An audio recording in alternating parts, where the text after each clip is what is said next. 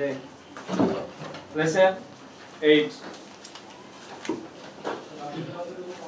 Poem হচ্ছে দা snail.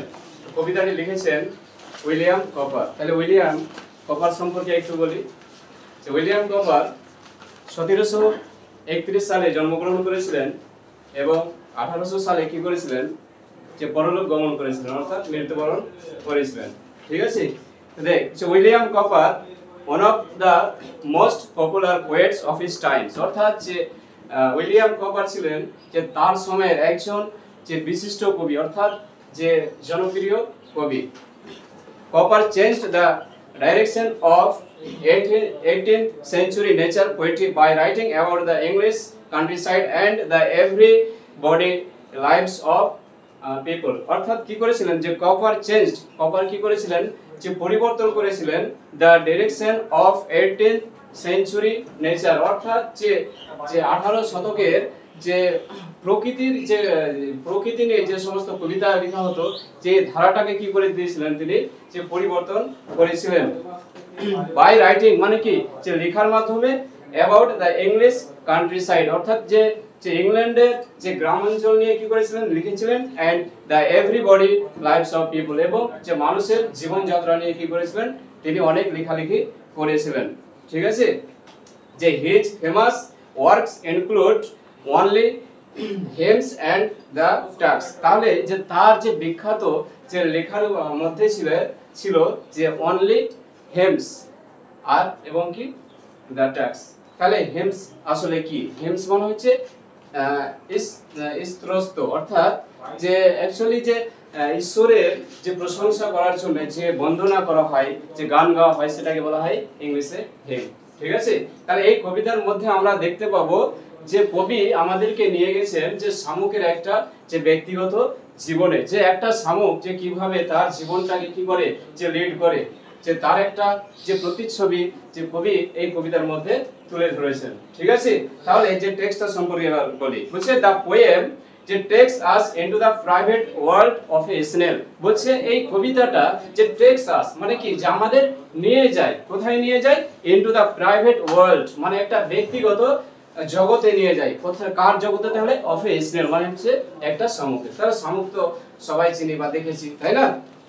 বলছে হোয়ার যে ইট ইজ সিন মানে যেখানে কি দেখা যায়, যে টু লিড মানে কি জীবন যাপন করতে, যে এ সেলফ সাফিসিয়েন্ট লাইফ মানে সেলফ সাফিসিয়েন্ট লাইফ মানে হচ্ছে কি, যে স্বয়ং সম্পূর্ণ জীবন সে কি করে যে পরিচালিত করে, অর্থাৎ যে স্বাবলম্বী জীবন কি করে যে পরিচালিত করে। স্বাবলম্বী মানে কি, যে অ্যাকচুয়ালি যে সাফিসিয়েন্ট কথার অর্থ হচ্ছে সেলফ সাফিসিয়েন্ট কথার অর্থ হচ্ছে যে able to provide what is necessary without the help of others, অর্থাৎ যে অন্যদের যে সাহায্য ছাড়াই যে কোনো কিছু জোগাড় করতে বা সরবরাহ করতে যে সক্ষম হওয়াকে বলা হয় যে সেলফ সাফিসিয়েন্ট। ঠিক আছে, তারপরে বলছে যে we are allowed to observe মানে কি আমাদের অনুমতি দেওয়া হয়, টু অবজার্ভ মানে কি যে পর্যবেক্ষণ করতে। তাহলে অবজার্ভ মানে কি, যে পর্যবেক্ষণ করা।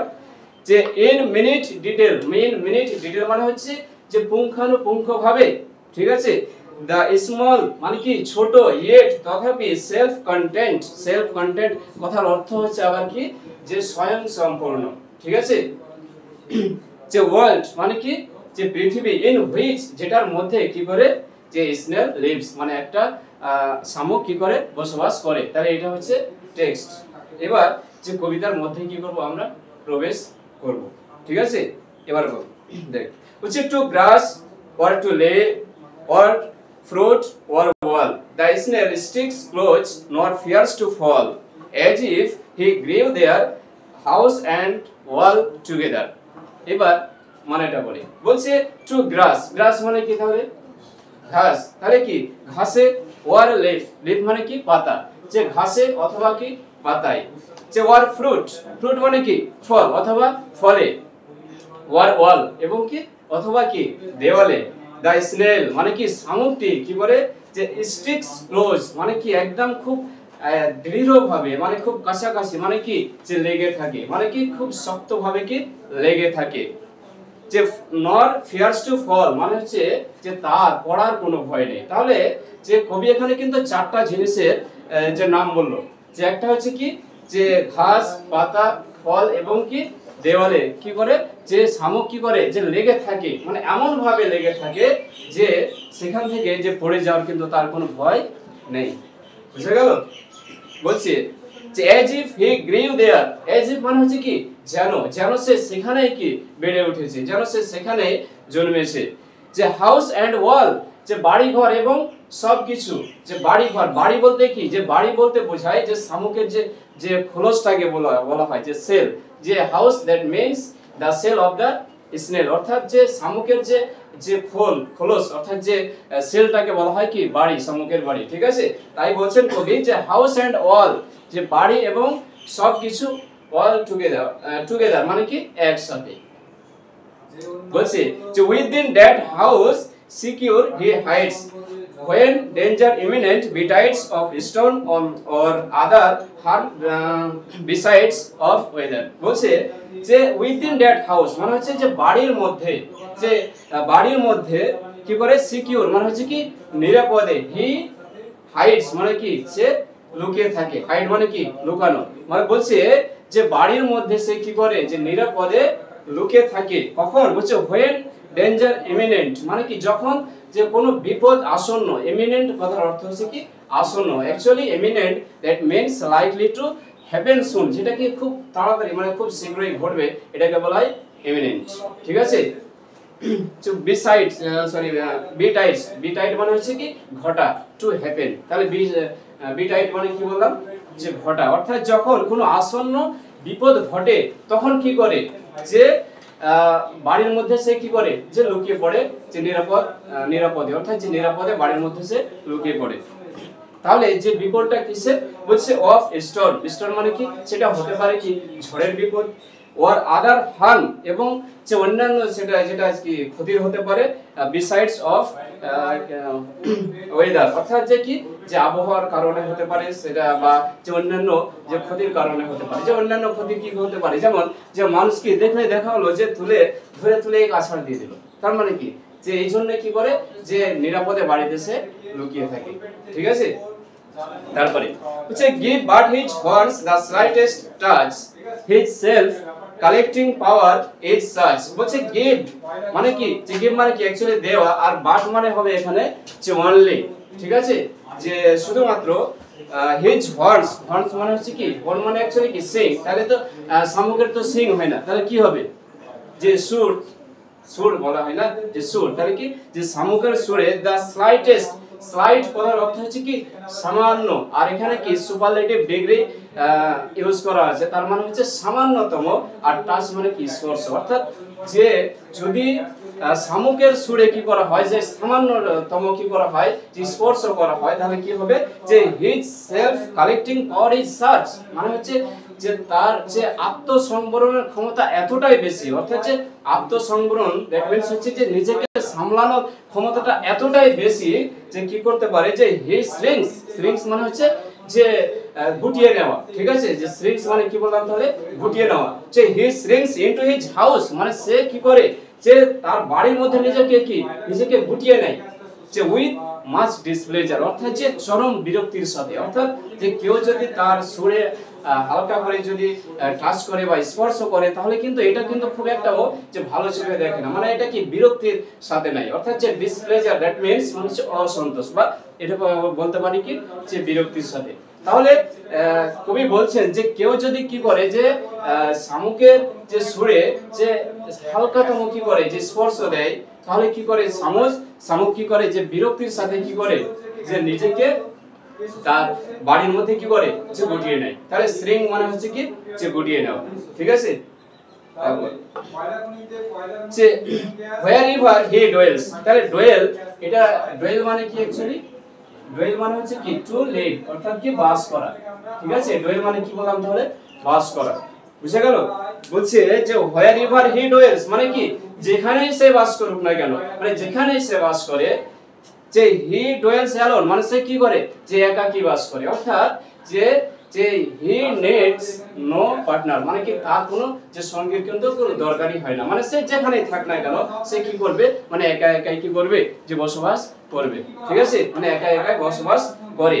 বলছে except except himself has chattels none, যে chattels that means personal belongings, মানে যে ব্যক্তিগত সম্পদকে বলা হয় chattels, ঠিক আছে। আর যে accept, এটা accept মানে হচ্ছে কি গ্রহণ করা, আর এটা accept মানে কি হচ্ছে যে ছাড়া বা ব্যতীত, ঠিক আছে। বলছে যে accept himself মানে কি সে নিজেকে ছাড়া, has chattels none অর্থাৎ যে সে নিজেকে ছাড়া তার কোনো আর কোনো কি যে সম্পদ নেই, তার কোনো ব্যক্তিগত সম্পদ নেই, তাহলে তার যে সম্পদ ওই নিজেই হচ্ছে কি তার সম্পদ, ঠিক আছে। তার মানে কি যে একটা শামুকের যা কিছু আছে ওটা নিয়ে কি সে পরিতৃপ্ত, মানে কি যে তার জীবনে আর কিছু চায় না। যেমন কি মানুষ অনেক কিছু চায়, কিন্তু যে একটা শামুক কিন্তু চায় না, যে মানুষ যত পাবে ততই চাইবে, তাই না? চাই কি চাই না? যতদিন মানুষ না মরবে মানুষের চাওয়া পাওয়া তার মনের মধ্যে থেকে কি বিলীন হবে? কখনো হবেই না। তাই যে কবি বলছেন যে except himself has chattels none, মানে হচ্ছে যে নিজেকে ছাড়া তার কোনো কি সম্পদ নেই, মানে তার কোনো সম্পত্তি নেই, তার কোনো ব্যক্তিগত সম্পদ নেই, বুঝা গেল? তারপরে বলছে well satisfied to be his own whole treasure, বলছে যে ট্রেজার মানে কি আবার সম্পদ। বলছে যে well satisfied মানে কি খুব তৃপ্ত, অর্থাৎ মানে খুব সন্তুষ্ট। যে টু বি মানে কি হয়ে, হিজ ওন হোল ট্রেজার মানে নিজের সম্পদ নিজে হয়ে সে খুব যে আত্মতৃপ্ত, অর্থাৎ সে খুব সন্তুষ্ট। যে স্যাটিসফাইড মানে হচ্ছে সন্তুষ্ট বা পরিতৃপ্ত, ঠিক আছে, মানে সে নিজেকে নিজের সম্পদ ভেবে সে খুব সন্তুষ্ট। এবার তারপর নেক্সট পেজে সে thus hermit like his life he leads, বলছে দাস মানে কি তাহলে এইভাবে, আর হারমিট মানে কি তাহলে সন্ন্যাসী। হারমিট মানে কি বললাম তাহলে সন্ন্যাসী। যে লাইক মানে কি মতো, লাইক মানে এখানে পছন্দ করা না কিন্তু, ঠিক আছে, লাইক মানে হবে এখানে মতো। বলছে এইভাবে একটা কি সন্ন্যাসীর মতো কি করে হিজ লাইফ হি লিডস, সে তার জীবনটা কি করে যে পরিচালিত করে। অর্থাৎ যে একটা সন্ন্যাসীর যেমন কোনো পার্টনার থাকে না, তার কোনো সঙ্গের প্রয়োজন হয় না, সে কি করে যে ঘুরে ঘুরে বেড়ায়, যে তার জীবনে আর কোনো কিছু প্রয়োজন হয় না, ঠিক তেমনই একটা শামুক কি করে যে একটা সন্ন্যাসীর মতো কি করে তার জীবন যাপন করে, ঠিক আছে। যে নর পার্টনার অফ হিজ ব্যাংকোয়েট নেটস, অর্থাৎ যে কোনো কি যে তার সঙ্গের কি হয় না যে প্রয়োজন হয় না, তার সঙ্গের কি হয় না যে দরকার হয় না। নেট মানে কি দরকার, ব্যাংকোয়েট দ্যাট মিন্স মানে কি যে ব্যাংকোয়েট মানে হচ্ছে যে ভুরি ভোজন, অর্থাৎ যে ভোজনের সময়, অর্থাৎ কি ভোজনের সময় তার কোনো সঙ্গীর দরকার হয় না, তার কোনো বন্ধু বান্ধবের কিনে দরকারই হয় না, ঠিক আছে।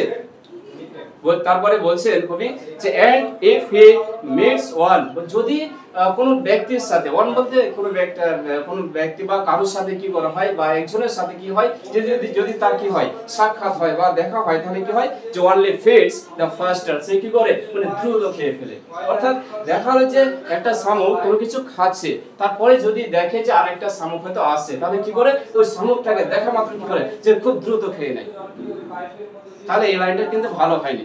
তার মানে কি আমরা যদি খাই তাহলে কি যে মানুষের মুখে দিয়ে খাবো, মানুষের মুখে সাহায্য করা এটা হচ্ছে মানুষের একটা কিন্তু কর্তব্য, তাই না।